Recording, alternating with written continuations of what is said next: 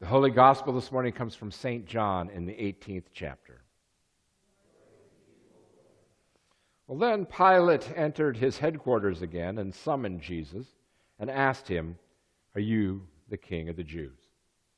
And Jesus answered, "Do you ask this on your own, or did others tell you about me?" And Pilate replied, "I'm not a Jew, am I? Your own nation and the chief priests have handed you over to me. What have you done?" And Jesus answered, "My kingdom is not from this world. If my kingdom were from this world, my followers would be fighting to keep me from being handed over to the Jewish authorities. But as it is, my kingdom is not from here." And Pilate asked him, "So you are a king?" And Jesus answered, "You say that I am a king, but it's because of this I was born, and for this I came into the world, to testify to the truth. Everyone who belongs to the truth listens to my voice." And Pilate asked him, "Well, what is truth?" The gospel of the Lord. You may be seated. So we come on Christ the King Sunday, and this is the day in which Jesus claims authority over all heaven and all earth. This is what we celebrate, last day of the church year, and all that Jesus is about. And now next week we'll begin Advent and a brand new season and cycle of the grace and love that Jesus reveals in the world. But it's interesting that in this particular text, as we have between Pilate and Jesus, we've got these two competing versions of kingdom going on. On the one hand, Jesus is talking about his kingdom that sort of comes as the Son of God, the kingdom that not necessarily tied to one particular time and place, but a kingdom of cosmic proportion and power, grace and love. And Pilate, for whom the world he is a great politician and as somebody who's firmly set in the ways of the Greco-Roman world, kingdom pretty much means whatever Caesar tells me to do. Caesar is his boss, and he does what that Caesar, who claims to be God, and although it remains to be seen if Pilate ever believed that or not, nonetheless, he works for Caesar. And so for him, kingdom is all about the accoutrement of the political power of the Roman Empire at this time.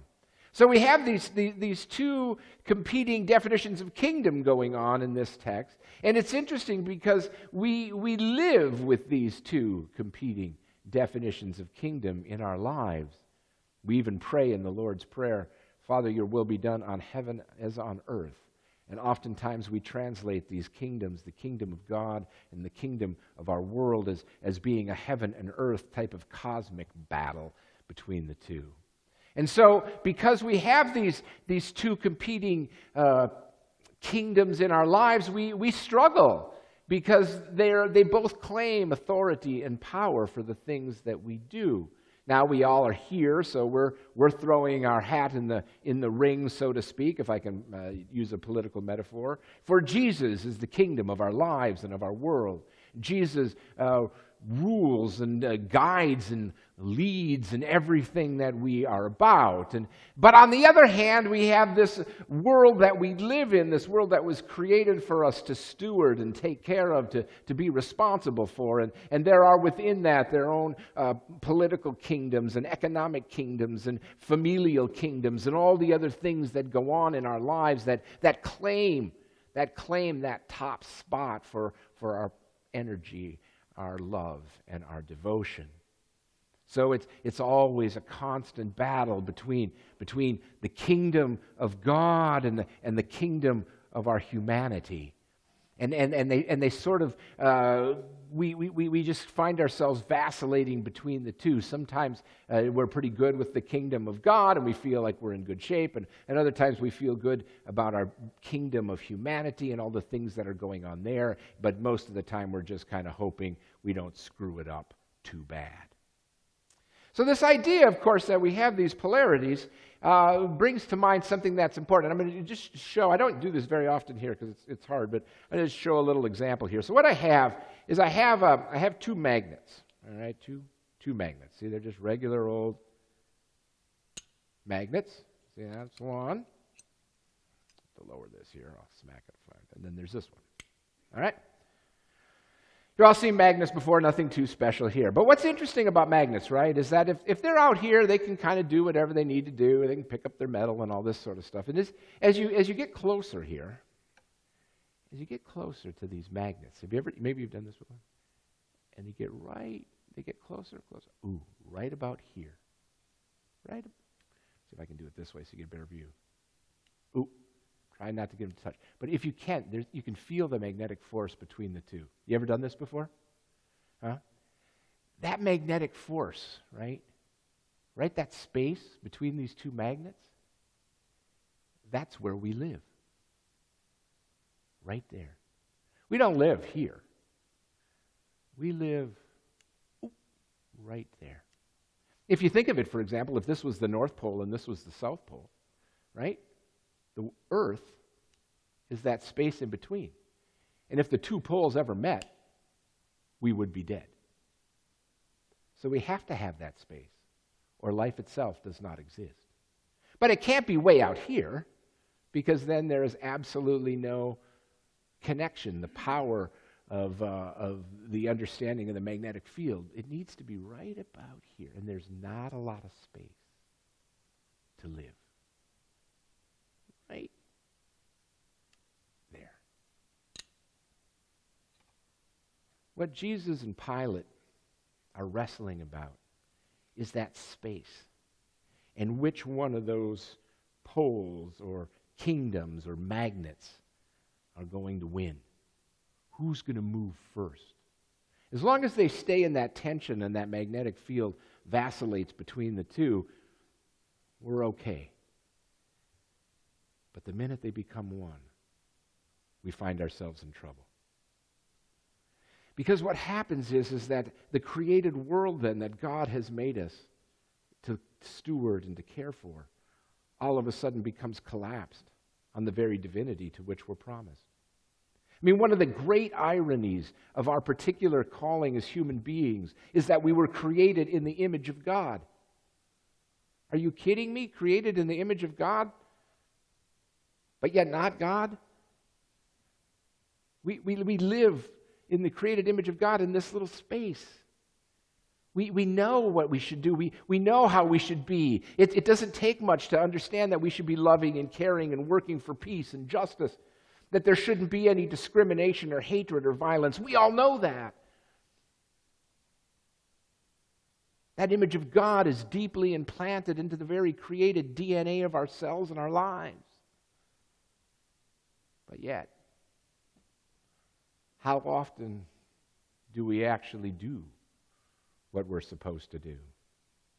The Apostle Paul said, "Oh, I know what I'm supposed to do. I never do that, but the stuff I know I'm not supposed to do, that's the stuff I do." Right? We know what the kingdom of God, what Jesus' kingdom is calling us to be and to do, but it's the kingdom of Pilate, it's the kingdom of our world that often decides our actions and our behaviors, our thoughts and our feelings. And so we get frustrated.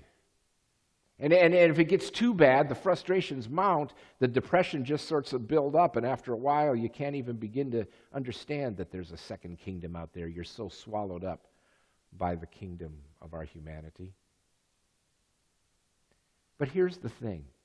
In this little space that exists between these two kingdoms, right about here, that's the world that Jesus was born into. Jesus wasn't born into this or this. He was born into the space, the magnetic field right between the two. And precisely because Jesus entered into that space, the space where we live, our hope and our freedom rests on the one who entered into that space for us, who gave up his own power as God to enter into the death, the despair, the stress, the frustration, all the negative things of our humanity. But precisely because it holds the negative parts of our humanity, it also holds the positive charges of our humanity. And were it not for this little space here, where we often find ourselves, we wouldn't be able to understand the beauty of a grandchild's smile, We wouldn't be able to understand the pride and the joy that comes from a child who accomplishes a goal or graduates from a school. We wouldn't be able to understand the deep love that causes a tear to well up in our eye when the woman of our lives walks into a room. Without that little tiny space between the polarity of the kingdom of God and the kingdom of our humanity, the joy that we have as human beings would be non-existent. Because our lot is such that because we live in that little tiny space between the kingdom of God and the kingdom of our humanity, we do suffer. But we suffer because we love. And it's precisely that love then that conquers the negative aspects of our suffering. The love that God has shown us to finally find a way to help us to navigate that tiny space, that tiny magnetic field.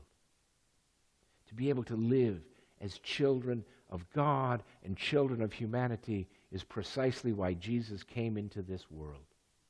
That through the waters of baptism, you and I will be able to navigate this force field. In the power of his body and blood, we will be able to survive the negative in order to rejoice in the positive. This is finally our gift.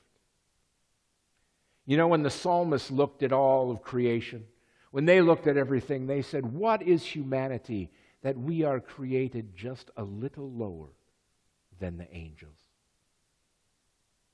What is humanity that we are created just a little lower than the angels? And as Jesus told us, what we are is created in the image of God. Whose we are is God's own children. Why we are, well, that's a question still to be decided. Amen.